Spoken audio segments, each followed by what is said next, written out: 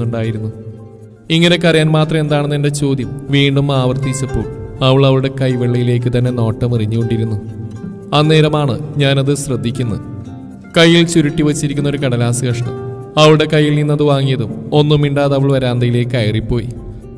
അപ്പോഴും അതെന്താണെന്ന ചിന്തയോടെ ഞാൻ അതിലേക്ക് തന്നെ നോക്കി നിന്നു. സംഭവം ആരുടെയോ കത്താണെന്ന് ഒറ്റ നോട്ടിൽ തന്നെ മനസ്സിലാവുന്നുണ്ട്. അതിലെ ഫ്രം അഡ്രസ്സ് കണ്ണിൽ തട്ടിയപ്പോൾ നെഞ്ചൊന്ന് കാളിപ്പോയി. നഗരത്തിലെ പ്രമുഖ CH സെന്ററിൽ നിന്നുമാണ് വന്നിരിക്കുന്നത്. ആരാണാവ അങ്ങനെ ഒരിടത്തുനിന്നും ഇപ്പൊ ഇവിടേക്ക്, അതും തനിക്കായിട്ട് ഇങ്ങനെ നയക്കാൻ എന്ന് കരുതി പതിയെ അത് വിടർത്തി നോക്കി. അക്ഷരങ്ങളൊക്കെ ഏറെക്കുറെ മാഞ്ഞു പോയിട്ടുണ്ട്. അതിനർത്ഥം ഇത് വായിച്ച് പാത്തു അത്രമാത്രം കരഞ്ഞിട്ടുണ്ടെന്ന്. വളരെ മനോഹരമായ കൈപ്പടയോടുകൂടിയ വരികൾ അതിങ്ങനെയായിരുന്നു. പ്രിയപ്പെട്ട റയാന്, നാളെ നിന്റെ നിക്കാഹാണെന്ന് അറിഞ്ഞു. എൻ്റെ പ്രതീക്ഷ ശരിയാണെങ്കിൽ മൈലാഞ്ചിരാവിൻ്റെ നേരമാവും നിനക്കെൻ്റെ ഈ കത്ത് കയ്യിൽ കിട്ടുക. അതാണ് ധൈര്യപൂർവ്വം നാളെ നിക്കാഹ് എന്ന് പറഞ്ഞത്. നമ്മൾ രണ്ടുപേരും ഏറ്റവും കൊതിച്ച ദിനത്തിലേക്ക് നീ കാലെടുത്ത് വെക്കാൻ പോവുകയാണ്. പക്ഷേ ഈ സന്തോഷ മുഹൂർത്തത്തിൽ നിനക്കൊപ്പം നിന്റെ നല്ലപാതിയായി ചേരുന്നു ഈ സെഹ്റയല്ലാന്ന് മാത്രം. നമ്മൾ തമ്മിൽ കണ്ടിട്ട് വർഷങ്ങളാവും അറിയാൻ. ഇന്ന് നീ എങ്ങനെയാണെന്നോ എന്താണെന്നോ ഒന്നും എനിക്ക് അറിഞ്ഞുകൂടാ.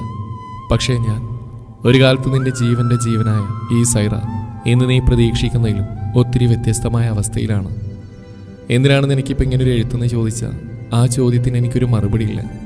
പക്ഷേ ഒന്നുണ്ടറിയാൻ, ഒന്നേ ഒന്ന്, ഒരേ ഒരു കാര്യം ആവശ്യപ്പെടാൻ വേണ്ടി മാത്രമാണ് ഇത്ര കഷ്ടപ്പെട്ട് നിന്റെ പുതിയ അഡ്രസ്സും തിരഞ്ഞുപിടിച്ച് ഞാൻ ഈ എഴുത്ത് നിനക്കായി നൽകുന്നു. നമ്മൾ അവസാനമായിട്ട് കണ്ടത് നിനക്ക് ഓർമ്മയുണ്ടോ? അന്നത്തേത് വെറും ഒരു കൂടിക്കാഴ്ചയോ എന്നത്തെ പോലെ ഒരു കണ്ടുമുട്ടലോ ആയിരുന്നില്ല. എന്നേക്കുമായി തമ്മിൽ പിരിയാനുള്ളതായിരുന്നു.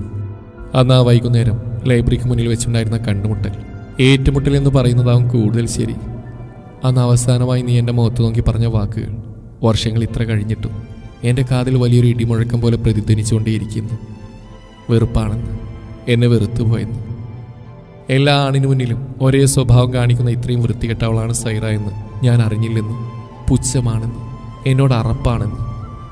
അനശ്വര പ്രണയത്തിനും ആത്മാർത്ഥ സ്നേഹത്തിനും പുല്ലുവില കൽപ്പിക്കുന്ന നിന്നെ പോലൊരു പെണ്ണിനെ ഇത്രയും നാൾ നെഞ്ചിലേറ്റി കൊണ്ടുവരുന്നതിന് എനിക്ക് എന്നോട് തന്നെ വെറുപ്പ് തോന്നുവാന്ന്. പിരിയാം, ഇപ്പം ഈ നിമിഷം മറക്കുവാണെന്ന്. സൈറ എന്നൊരു വളി റയാൻ പരിചയപ്പെട്ടിട്ട് പോലും ഇല്ലെന്ന്. ഇനി എൻ്റെ ഓർമ്മയിൽ പോലും നീ ഉണ്ടാവില്ലെന്ന്.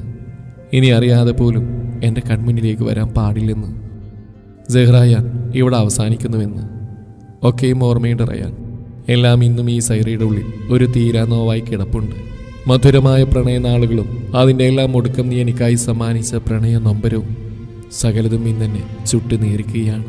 റയാൻ, നീ നിന്റെ മനസ്സിൽ എനിക്കായി ചാർത്തിയിട്ടുള്ള പേര് സൈറ വൃത്തികെട്ടവളാണെന്ന്, വെറും ചീത്തയാണെന്ന്, എല്ലാ ആണിനെയും ഒരുപോലെ വശീകരിക്കാൻ കഴിയുന്നവളാണെന്ന്.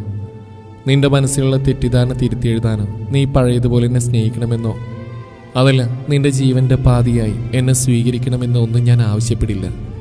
അതൊന്നും എനിക്ക് വേണ്ട റയാൻ. ഇനി എനിക്കൊന്നും തന്നെ വേണ്ട. ഒരേ ഒരു വാക്ക്, ഒരൊറ്റ തവണ നീ പറയാം, എന്നെ വെറുത്തിട്ടില്ലെന്ന്. സൈറയെ വെറുക്കാൻ റയാനാവില്ലെന്ന്. എന്നെ ശപിക്കല്ലേ. ഞാനൊന്നും ചെയ്തിട്ടില്ല. നിന്നെ സ്നേഹിച്ചതും സ്വന്തമാക്കണമെന്നൊക്കെ ആഗ്രഹിച്ചതൊക്കെ സത്യ. പക്ഷേ സാഹചര്യങ്ങൾക്ക് മുമ്പിൽ ആഗ്രഹങ്ങൾക്ക് എന്താണല്ലേ ഒരു പ്രസക്തിയുള്ളത്? റബ്ബിൻ്റെ വിധി ഇങ്ങനെയാണ് റയാൻ. നാളെ നീ മറ്റൊരു ജീവിതത്തിലേക്ക് കടന്നു ചെല്ലാൻ നേരം ഞാൻ മറ്റൊരു ലോകത്തേക്ക് പോകാൻ തയ്യാറെടുക്കുകയാണ്. കൂട്ടിനാരുമില്ലാതെ ഇരുണ്ട 6 അടി മണ്ണിനുള്ളിലെ കബറിലേക്ക് പോകാനുള്ള തയ്യാറെടുപ്പിലാണ് ഞാനിന്ന്. സന്തോഷം മാത്രമേ ഉള്ളൂ. നീ നല്ലൊരു ജീവിതം തുടങ്ങുന്നറിഞ്ഞ് സന്തോഷവതിയാണ് ഞാൻ. എൻ്റെ റയാൻ ഇന്നും ഹാപ്പിയാണല്ലോ എന്ന് ഓർക്കുമ്പോൾ തന്നെ എൻ്റെ മരണവേദനയ്ക്ക് അലിഞ്ഞില്ലാതാവുന്നുണ്ട്. ഓ സോറി, എൻ്റെ റയാനല്ലല്ലേ, അത് വർഷങ്ങൾക്ക് മുന്നേ ആയിരുന്നു. ഇപ്പം നീ മറ്റൊരാൾക്ക് സ്വന്തമാണ്. എൻ്റെ മനസ്സിൽ ആഴ്ന്നിറങ്ങിയതുപോലെ ഇന്ന് മറ്റൊരു പെണ്ണിൻ്റെ ഉള്ളിലും നീ പതിഞ്ഞിരിക്കുന്നു. സന്തോഷം മാത്രം റയാൻ. ഇങ്ങ് ദൂരെ നിന്നായാലും ഇത്രയും നാളത്തെ എൻ്റെ പ്രാർത്ഥനകളിൽ നീ മാത്രമായിരുന്നു. കാണണം, ഒരു തവണ, ഒരേ ഒരു വട്ടം അവസാനമായിട്ട് എനിക്കൊന്ന് കാണണം റയാൻ നിന്നെ. എന്നോടുള്ള ദേഷ്യത്തിൻ്റെ പേരിൽ വരാതിരിക്കരുത്. ഞാൻ മരണത്തെ പുൽകുന്നതിന് മുന്നേ, നീ എന്ന് നീക്കുമായി മറ്റൊരു പെണ്ണിനെ സ്വന്തമാവുന്നതിന് മുന്നേ ഒരു വട്ടം എനിക്ക് കാണണം റയാൻ. ഇന്നും നിന്റെ മനസ്സിൻ്റെ കോണിൽ എവിടെയെങ്കിലും ഒരു ഇത്തിരി സ്ഥാനം ഈ ഫ്രീ കത്തിപ്പെണ്ണിനുണ്ടെങ്കിൽ നീ വരും. ഒപ്പം കുഞ്ഞി പാത്തുവിനെ കൂടെ കൂട്ടിനെ റയാൻ.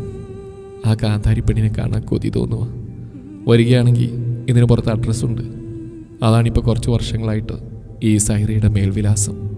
അത്രയും വായിച്ചു കഴിയുമ്പോഴേക്കും കണ്ണിലെ ചുടുനീർ കത്തിലെ ബാക്കി അക്ഷരങ്ങളെയും വായിച്ചു കഴിഞ്ഞിരുന്നു. തന്റെ നിക്കാഹിന് പങ്കെടുക്കാൻ വീട്ടിൽ കൂടിയിരിക്കുന്ന ബന്ധുക്കൾക്കും കൂട്ടുകാർക്കും മുമ്പിൽ കണ്ണീരടക്കി നിർത്തി മുഖത്തൊരു ചെറുപുൻസിരിയും വിടർത്തി അകത്തേക്ക് കയറി ഞാൻ തിരഞ്ഞത് കുഞ്ഞിപ്പാത്തുനെയായിരുന്നു. കുട്ടികളെല്ലാവരും മൈലാഞ്ചേരിയിലും പാട്ടും ഡാൻസും ഓട്ടവുമൊക്കെയായി വീടിന്റെ അകവും പുറവും അടിച്ചു തീർക്കുമ്പോൾ പാത്തു അകത്തെ മുറിയിൽ ആരും കാണാതിരുന്ന് തേങ്ങുകയാണ്. എന്തു പറഞ്ഞാണ് അവളെ സമാധാനപ്പെടുത്തേണ്ടെന്ന് അറിയുന്നില്ല. തന്റെ അകവും പുറവുമൊക്കെ വേദന കൊണ്ട് വലിഞ്ഞു മുറുകുകയാണ്. അവളുടെ തലയിലൂടെ പതിയെ തലകൊടിക്കൊണ്ട് സമാധാന വാക്കുകൾക്കായി വീർപ്പ് മുട്ടുമ്പോൾ അവൾ അങ്ങേയറ്റം ദേഷ്യത്തോടുകൂടെ തന്റെ കൈ തട്ടി മാറ്റി പൊട്ടിക്കരയാൻ തുടങ്ങി. പക്ഷേ ചെയ്ത പ്രവൃത്തികൾ ഓരോന്നായി തന്റെ കുഞ്ഞിപ്പങ്ങൾ എടുത്തെടുത്ത് പറയുമ്പോഴും അതിനിടയിൽ അവൾ സൈറയെ കാണണമെന്ന ആവശ്യം ഉന്നയിക്കുന്നുണ്ടായിരുന്നു. ഒരുവിധം പാത്തുവിനെ പറഞ്ഞ് ആശ്വസിപ്പിച്ചു. നാളെ നേരം വെളുക്കുമ്പോൾ തന്നെ നമുക്ക് പുറപ്പെടാമെന്ന് വാക്ക് നൽകി റൂമിലേക്ക് കയറിപ്പോയി. വാതിൽ ലോക്ക് ചെയ്തും കട്ടിലേക്ക് അമിഴ്ന്നു വീണ് ഒരൊറ്റ പൊട്ടിക്കരച്ചിലായിരുന്നു. കയ്യിലുള്ള സൈറയുടെ എഴുത്ത് മാറോട് ചേർത്ത് പിടിക്കും തോറും കണ്ണീർ അണപൊട്ടുകയാണ്. സൈറ, അവൾ ഇന്നും തന്നെ ഓർക്കുന്നുണ്ടോ? ഉണ്ട്. ഇല്ലെങ്കിൽ ഇങ്ങനെ ഒരു കത്ത് തനിക്കായി വരില്ലായിരുന്നു. സെഹ്റ മെഹവിൻ.